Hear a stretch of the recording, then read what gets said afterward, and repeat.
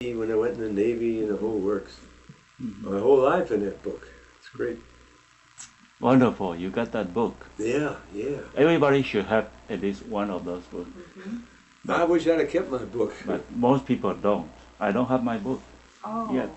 Oh, I don't have my stuff together. Well, you would be surprised what's in this book. Man, it's got my whole life in it. Yeah. we even Unbelievable. have a report card from 8th grade. Yeah. Yeah, College. Eighth grade report card. that's wonderful. When I was in the schoolboy patrol, it goes way back there. You want something to eat? No. We got some junk. You want some junk food?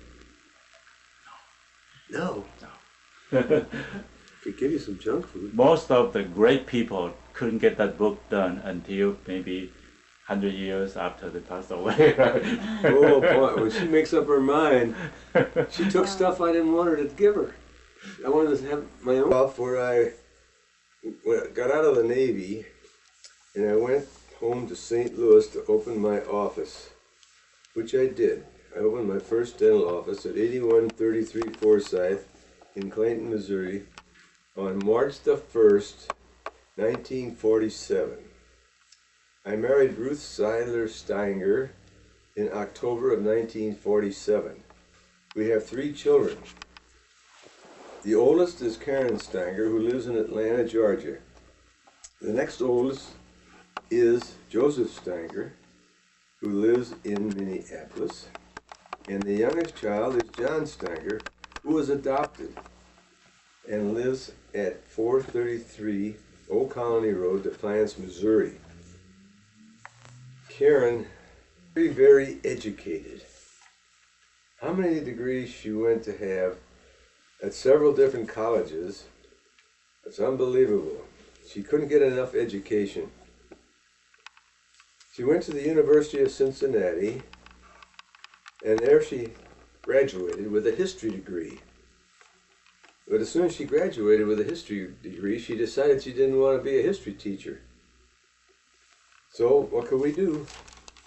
She found a grant, a government grant at Washington University in cytotechnology. I don't know how she picked that one, but do you have any idea what cytotechnology is?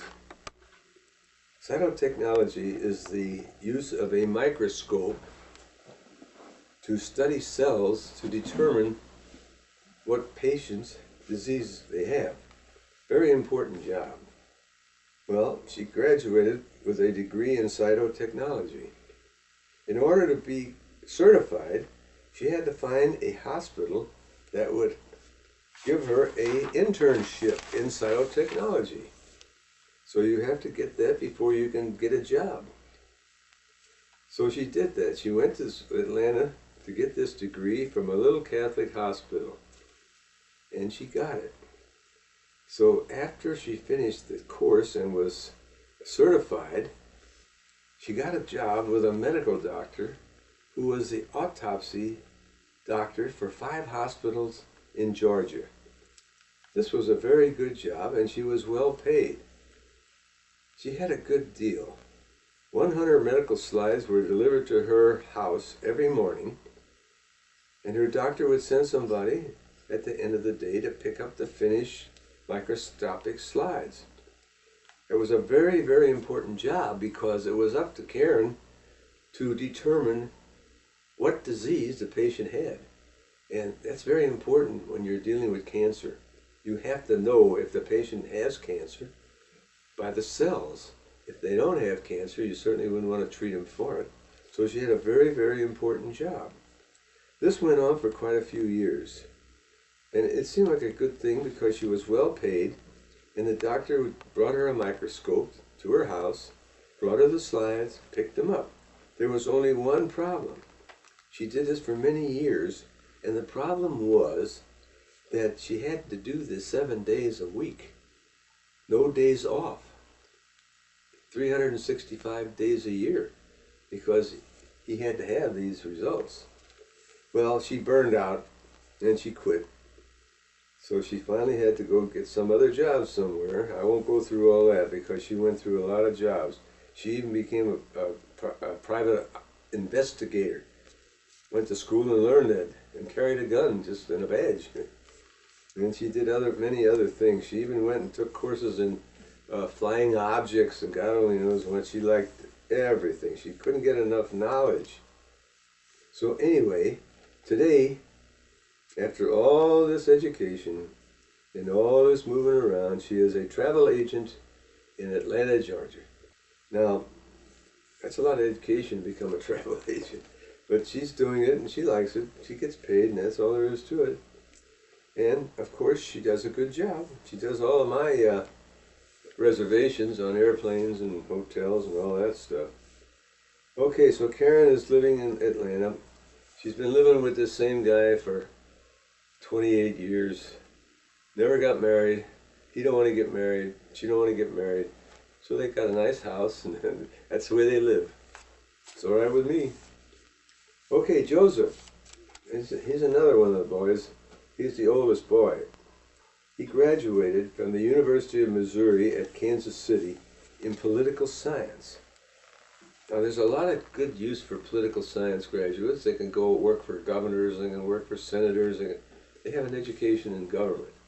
Well, he didn't want to do that, so he didn't do it. So after he graduated, he got various jobs in the record business and stuff like that. So then he got married to a lovely girl. They both lived in Kansas City at the time, and they were married for 7 years. And I was very unhappy when they got divorced.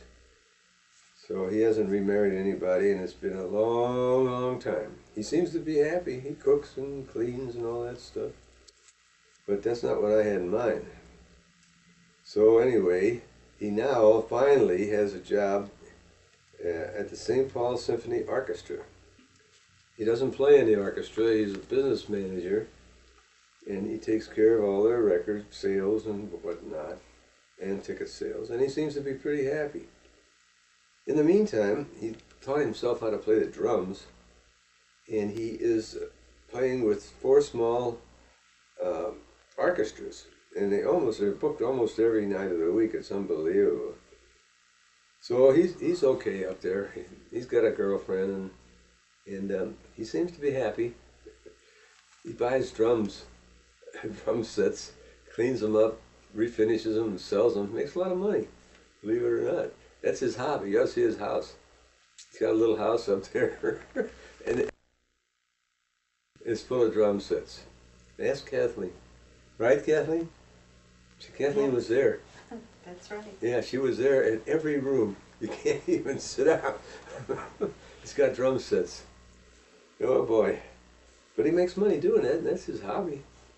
But he's unbelievable in these times. I gotta quit doing it. He's unbelievable in these times when all these young people are looking to find something by materialism. You know, the more you get, the more you want and you need. So he's one of the rare ones. He doesn't spend any money. Buys a few drum sets, but he doesn't spend any money. If he has to buy a car, he's got to find the oldest car in the lot. Then he can fix it up. But he's a riot. But he's good at what he does. I mean, for instance, he bought a car just recently, and it was a very old car. And it had a sort of like a station wagon siding. You know, it had wood, that old wood and that old car. That darn car, he goes in there, my nose itches, hold on. He goes in there to the car dealer, and this car is sitting on the lot, and it's in beautiful shape. So the car dealer says to him, "We got this car up for $3,000, but we've had it for an awful long time. If you want to take it, I can get the boss to let you have it for $1,500. Well, he takes it, of course, and it's in perfect shape, right? It's a beautiful car. It's worth plenty. But he fixes it up, puts wall joints on it, whatever you got to do. Okay, so Joseph is happy in his little world, and they come in. Karen and Joseph come in about once a year, But they're pretty good kids. They call me when I was ill. My daughter called every day, you know, and he called a couple times, which is unusual. Now the other guy is John. We're going to talk about. I don't think he called, but I know he cares about me. So what do I care if he don't call? Let's go into old John now, huh? Old John is an outdoorsman. You could get in the most job with most money and he'd never take it in a million years unless it has something to do with the outdoors. Now he went to the University of Missouri in St. Louis, and he took horticulture. You know what that is? Where you plant and you know all the trees and all this stuff, and he got a pretty good knowledge of that. So he went there, and it's about a 2-year course, and he got that little degree, and then he went into business for himself. And he has a company with maybe one other guy. It's a small little outfit, but he does a heck of a lot of work. He's very good at grading lots, which he does, and he's good at planning, and he can pretty well fix most things. He's pretty good. He can fix a car, he can fix a furnace and everything else. So anyway, John has got 2 girls. They're twin girls, and they are Jennifer and Danielle. They're now 12 years old. Can't believe it, they're that old, but they are. And they go to school out there in St. Charles County. And John does most of his business around St. Charles County, and he's pretty well known among these builders. Because believe it or not, he does excellent work. I'm not bragging, I'm just telling you. And it's very hard work. Works like a dog. For instance, when you get ready to finish off a builder's lot around a new house, well, you can imagine all that dirt's piled up there in chunks and hunks and very uneven, and ditches and hollows and all that. Well, he has to get that lot prepared so that it can accept sod. And he does the sod work too. But anyway, he's good with that tractor. Oh, he gets that ground level. And there's something in this business where you have to have a 5-degree fall.